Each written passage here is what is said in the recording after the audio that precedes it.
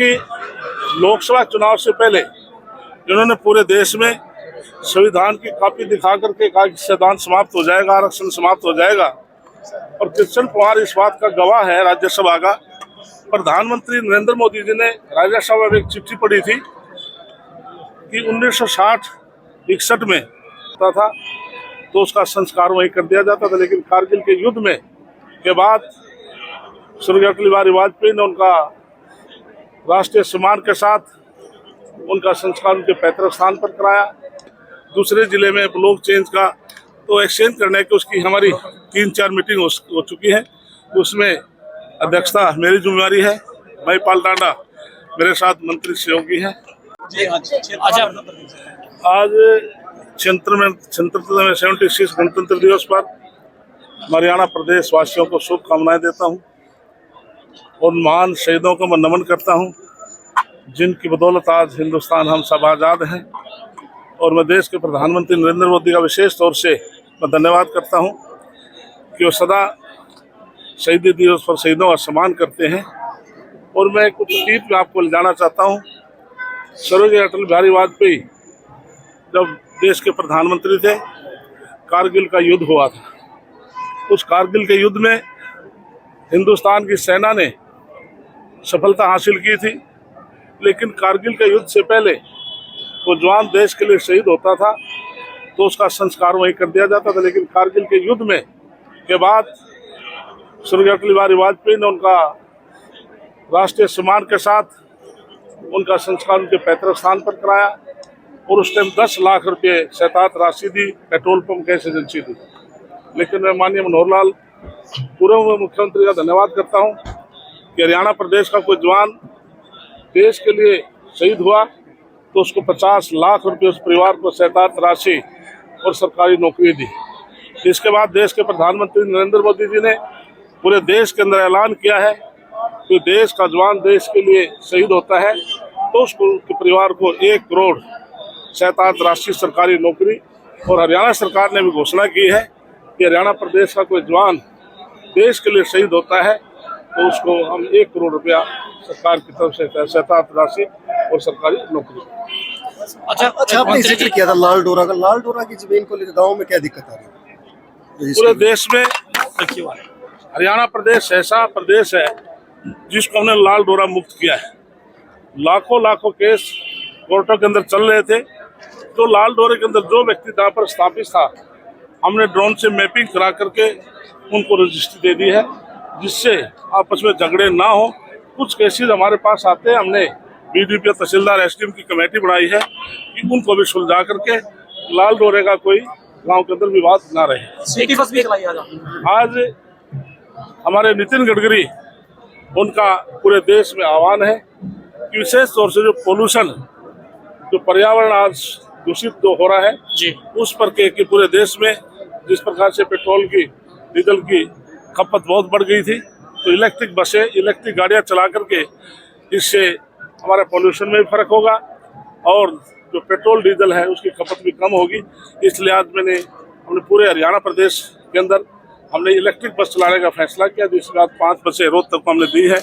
जब मैं पूर्व में परिवहन मंत्री था, हमने उस टाइम ई टिकटिंग की भी हमने शुरुआत की थी। आज पूरे हरियाणा प्रदेश के अंदर बसों के अंदर ई टिकटिंग भी दी जाती है। अच्छा, कर्मचारी फिर कह रहे हैं कि आप लोग संविधान करना चाहते हैं।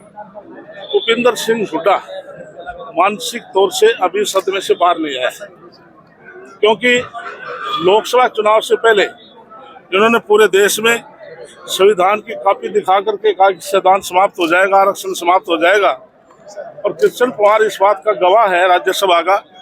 प्रधानमंत्री नरेंद्र मोदी जी ने राज्यसभा में एक चिट्ठी पढ़ी थी कि 1960-61 में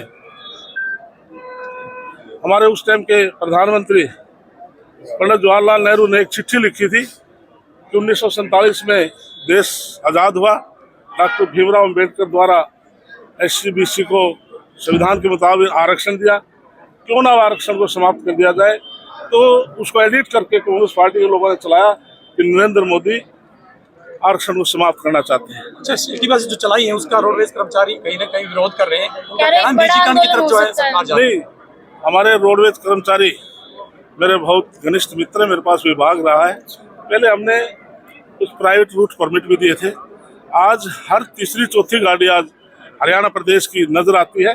और जो जिस टाइम मेरे समय में जो स्ट्राइक हुई थी तो 17 दिन चली थी और उसमें हमने 5200 ड्राइवर कंडक्टर को 1 दिन को 2 दिन को 4 दिन हमने ड्यूटी पर चढ़ाए थे। हमने उन सभी को ये डिक्लेयर कर दिया था कि आपको हम नौकरी पर रखेंगे। आज चाहे वो कंडक्टर हैं, चाहे ड्राइवर हैं, चाहे एसपीओ पुलिस के अंदर हमें 116 डायल जो उसके ऊपर लिए हैं, हेल्थ डिपार्टमेंट ड्राइवर लिए हैं और कंडक्टर भी 801 हमने अभी कंडक्टर भी रोडवेज में हमने लिए हैं। तो 5200 उन बच्चों को हमने नौकरी दी है।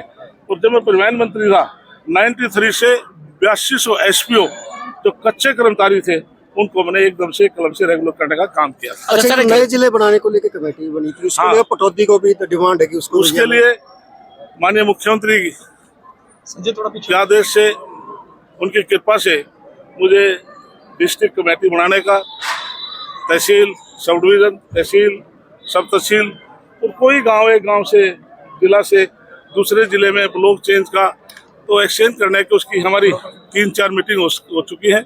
उसमें अध्यक्षता मेरी जिम्मेवारी है।